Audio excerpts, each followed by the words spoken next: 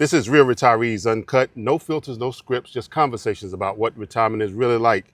Let's meet today's real retiree. Give me your name, your age, and where you're from. Okay, my name is Alvin J. Holmes. My age is 49. I'm from Ivanhoe, North Carolina, a little small town. Okay, it sounds like that's near Wilmington. Yeah, it's near Wilmington. That's why I always tell people Okay, that. all right. Well, when did you retire from what career field? Okay, I retired back in 2016 from the National Guard and Army. Now, what drove your decision to retire? Was there something that happened? You said enough is enough. It's time for me to go. What was the main reason for you deciding to retire? Well, honestly, physical conditioning.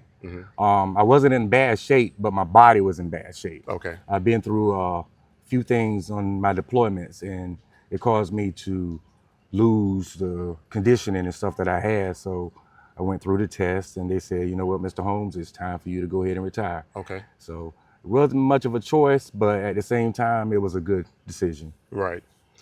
Did you have any fears, or what was your biggest fear, and why did you have any fears? Biggest fear was how I was going to support my family, and how was I going to maintain life. That was it. Okay. Well, looking back, are there some things that you're glad you never have to deal with again? You wake up in the morning, and what's a couple things that you look back and say, I'm glad I never have to deal with that anymore? Well, my career was pretty good, but I would think that just that waking up thing every morning, having to go day to day, hustle, and PT. I mean, I enjoy PT, but it was a lot of different. I'm gonna just be honest. It was racism going on at certain points in time that I'm glad I didn't have to deal with that buddy system. Okay. But I moved past that. Yeah. Well, during your career, what was your approach to saving? What was your strategy to make sure that you were financially postured to be successful in retirement? Okay, for one, I'm a good old country boy, so my mom always told me to live within your means. So first thing I did was to find out how much I was actually going to be having, and I took half of that from the beginning, and I lived off of the other half. Okay. And from there on, I just kept saving, living within my means. And if you do that, you can never go broke, really. Right. Now, you mentioned savings. How did you save, and did you do any investing? What did you invest in?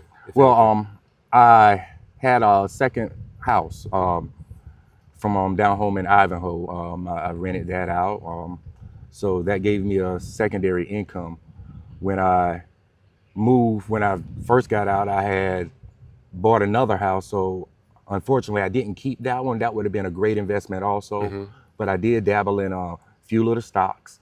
But, it was casual. It wasn't much. Yeah. And like I said, the most important thing was saving and living within your means. Because if you can do that, you can really get what you want. And all you have to do is just keep a plan and just grow towards it. And you mentioned Army. Did you take advantage of the TSP while you were in the Army? My Army on the active duty side wasn't very much. So when I got out, I was able to go ahead and disperse of that. I understand. Yeah. Now, in all of your saving and investing, did you use a financial or tax advisor, or did you do it all yourself? Pretty much all myself. Me and my wife, we own a small business, a beauty salon. Okay. So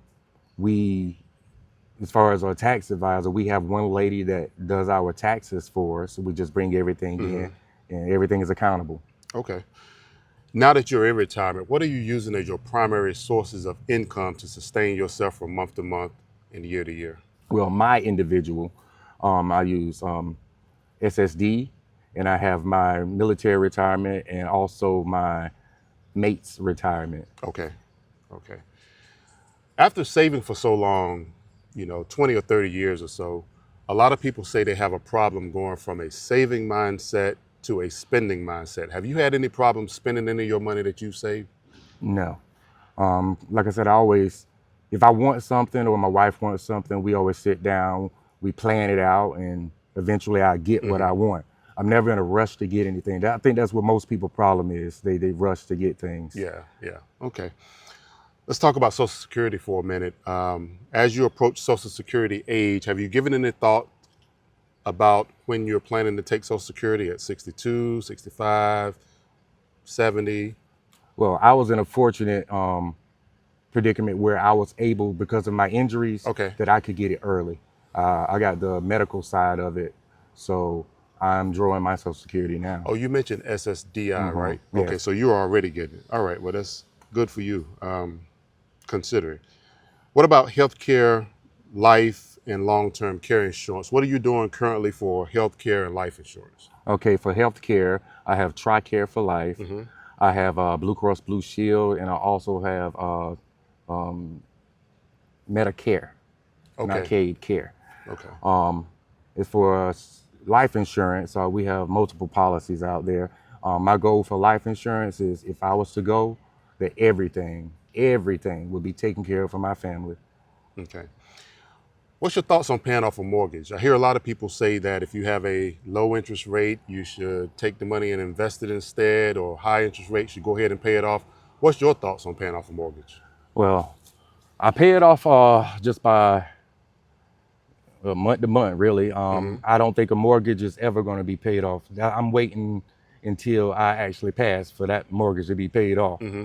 Until then, if I want another house, I'll just go ahead and get another house Right.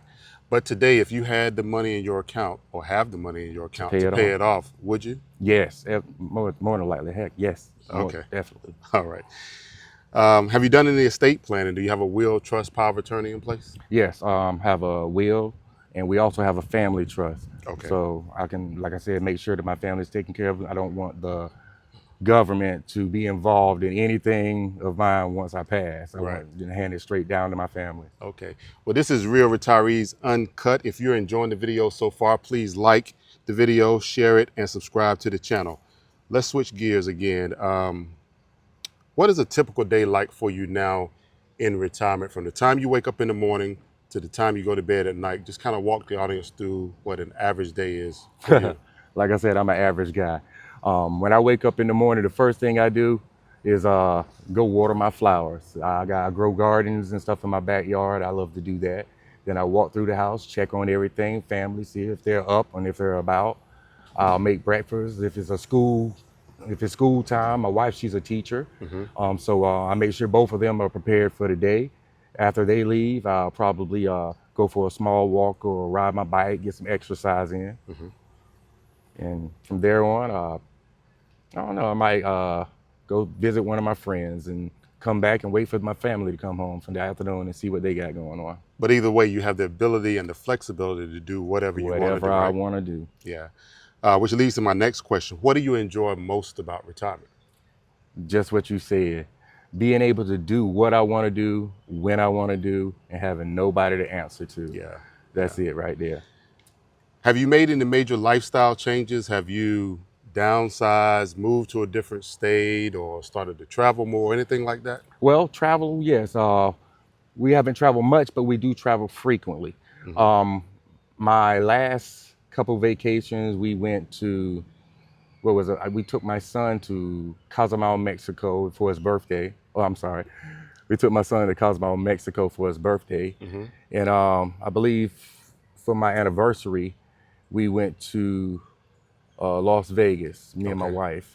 That was very enjoyable. Right. Okay. So sound like you do like to travel. Hmm.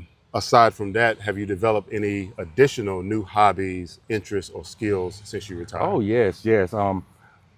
Comes as a joke, my wife bought me an Oculus for one of the Christmases that just passed a couple years back. And it was just a game at first, but I got in there and I began to meet people all over the world. Yeah. Just so happened, some of the people I met were creators and they were builders, they were scripters, and they taught me everything that they know. So now I'm involved with a company called VRU Life. Hmm. We have a radio show. We do publications and magazines. We also in the process of creating a scene play. That should be out real soon. The name of the show is The Recipe. Okay. That'll be out very soon. It's ironic that you mentioned that. I got one a couple years ago. I used it for about 6 months every day, and after that it got old and haven't used it since. Uh, So it's funny. Um, what has been the best trip that you've taken, or the best activity that you've done since you retired? wow. To be honest, it was that trip that I took with my son to Cozumel, Mexico. When we got there, we went to see a lot of the factories and how things were made over in that area. Yeah. And we also went on a submarine tour. And me being a Pisces, I felt at home being under the water with the fish. Okay. Going back to what you do from day to day, how do you maintain your physical and your mental health now that you're retired? Okay. As I stated, I get up in the morning. I forgot to put this in there, but I do a lot of meditation because I went through a couple of training courses through the VA to help me with my mindfulness. And that really helped out a lot. A lot of people don't think that mental health is important, but it really is. It keeps you stable, Right. helps you deal with a lot of things in life. And when you just get out and walk also, you can do that anywhere. You can walk, be at peace with the nature. As you can see behind me, I feel at home just right here in the woods. Okay. Since retiring, what has been the biggest challenge, the biggest surprise, or the biggest expense that you've encountered, if any? Well, really, like I said, I manage best as I can to live within my means. So there are really not any hard expenses that come up. There are a few surprises, but those are normal surprises, a car breakdown, Yeah. just the basic things of life.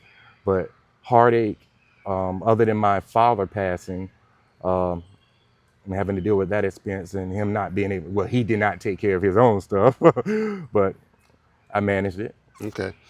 But there was nothing that happened that you didn't expect to happen, or something that you were expecting to happen that didn't happen? Correct. Okay. Do you wish that you would have retired sooner or later, or do you feel that you retired at about the right time? I believe that I retired just about at the right time. Being that it wasn't my choice, I think that I'm always exactly where I need to be when I need to be there. So at that time of life, I think the decision was made properly for me. Okay. Yeah. Well, looking back, if you had to do it all over again, is there anything that you would do differently to better prepare yourself for retirement? Well, if I knew that I was going to be retiring when I did, I probably would have started saving and investing in different things at an earlier date. Because knowing the future now, things have changed and I could have really made a killing. Yeah, I hear a lot of people say that. They wish they would have saved more sooner. But sound like you're doing okay with the decisions that you made. How would you define retirement success? If you had to put it in a few words or a sentence or two, what is your definition of a successful retirement? Being financially stable, being mentally stable, and being able to be free within yourself, not being afraid to try new things and being comfortable wherever you go. That's what I believe it is. As long as you're comfortable and have a good state of mind, I believe that's success enough right there. Okay. And if someone approached you and they're about, let's say, 5 to 10 years from retirement, they approach you and ask for advice, what advice would you give to someone that's 5 to 10 years from retirement? Maybe it's something that we haven't already covered. Well, it's funny that you say 5 to 10 years because when I was in mates, um, a sergeant came up to me and said, "Young man, what's your 5-year plan?" And I looked at him and like I didn't understand what he said, but then he broke it down to me. Said every man needs to have a 5-year plan. If you don't see yourself moving within 5 years of whatever you're doing, you need to change up whatever you're doing because it's not making any progress. Right. So even if it's something that you enjoy doing, because if you enjoy doing what you're doing, you're never working. That's for one. So within 5 years of that, if it's not making any progress, change it up. Do a little something different. Don't be scared to step outside of the box. That's the most important thing. You're retired. Try stuff. That's the key. Yeah, so if you had 2 or 3 things that you could tell someone to do 5 or 10 years out, what would those 2 or 3 things be? Prepare. Prepare for the worst and hope for the best. Okay. That's it. Yeah. All right. Well, hey, I really do appreciate all the great information that you've shared today, and I wish you many more years of success in your retirement. And this has been Real Retirees Uncut. Please like the video, share the video, and subscribe to the channel.